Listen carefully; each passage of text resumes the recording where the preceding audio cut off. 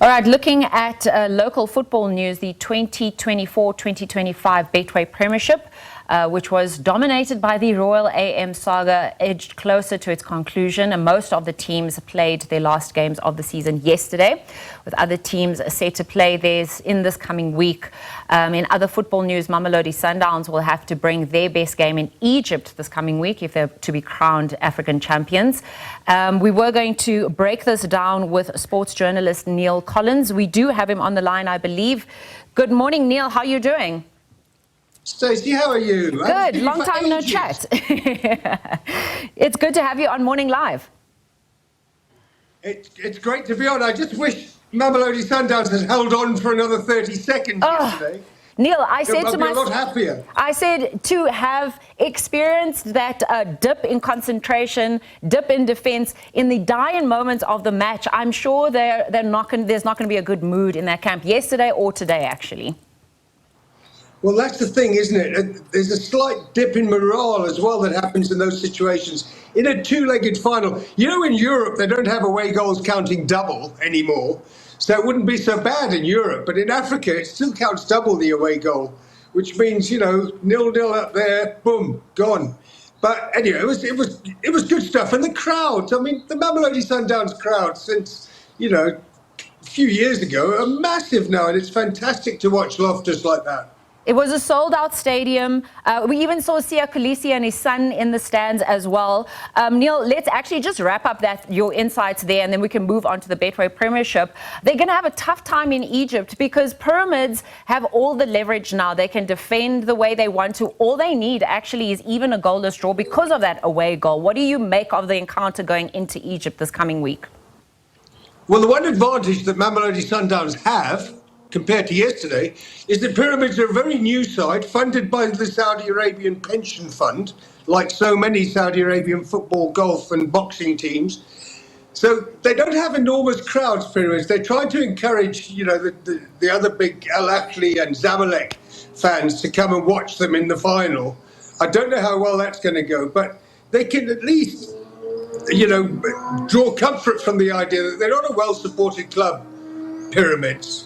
And in fact, Pyramids, when you look at them, are large triangular things that people die in. So we have to take these very small crumbs of comfort. And that Mamelodi Sundowns have the team, they have the talent, they have the depth. I mean, the depth in their striking department is enormous. So Cardoso can be throwing on all kinds of strikers and can sneak a goal away. And then basically, if they get a goal away, then it's an away goal and they can afford to concede one again. But then we'd go to penalties. So, I don't know. I'm just fascinated. I'm just excited that we got to the final. It should have been Pirates and Sundowns, in my view.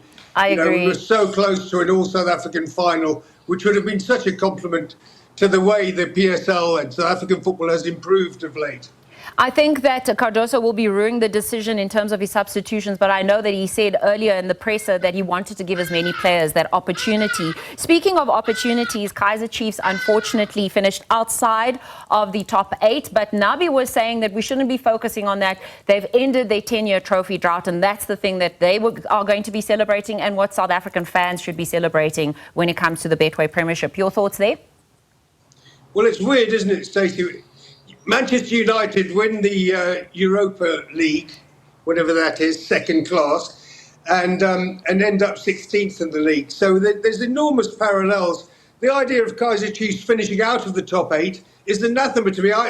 How can that happen? How can the side with the resources, the fans, everything that the Chiefs have finish outside the top 8? But you're right, they've got a Nedbank Cup, and so the fans can be reasonably optimistic about next season. The top 8 in South Africa has always been very interesting because it keeps the middle of the table very competitive, doesn't it? And it goes back years, the top 8. Yeah. So I think that you keep Nabi and you give him a little bit more of a chance. I know that BBK ran an exclusive last week that Nabi's definitely leaving, but it doesn't look that way to me. Let's see what they decide. And I think stick with Nabi. He might even learn to speak good English. When we did speak to Jessica and Kaizer Chiefs Jr., they did say that they want to, make sure that what they planned and the vision that they, rolled out with Nabi, they would stick to that and only assess that at the end. So I agree with you. Perhaps he's not going anywhere. But what is happening with SuperSport United, Neil?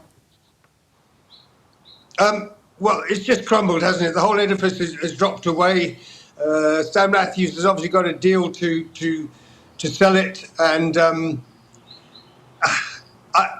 it's never been a good side, has it? I remember years ago, I was on a cricket tour and I said, I'm going to go and watch the South African Champions, 2009. And I went to go and watch them at Loftus, and there was no one there. There was me and a couple of cricket journalists from Britain watching SuperSport United, the South African champions, playing, I can't remember who, in front of no crowd at all. So, but they've produced players for the likes of Mamelodi Sundowns. They've had, people, players like Dane Clayt play for them, and they're so well known in the South African landscape. I just can't believe that we're here, and that even your recollection is that they couldn't fill a stadium, for example. No, they never filled a stadium on their own, did they? Okay, so yes, a great nursery for football in terms of their first team anyway, and they were pushing a lot of players through that went to the big clubs.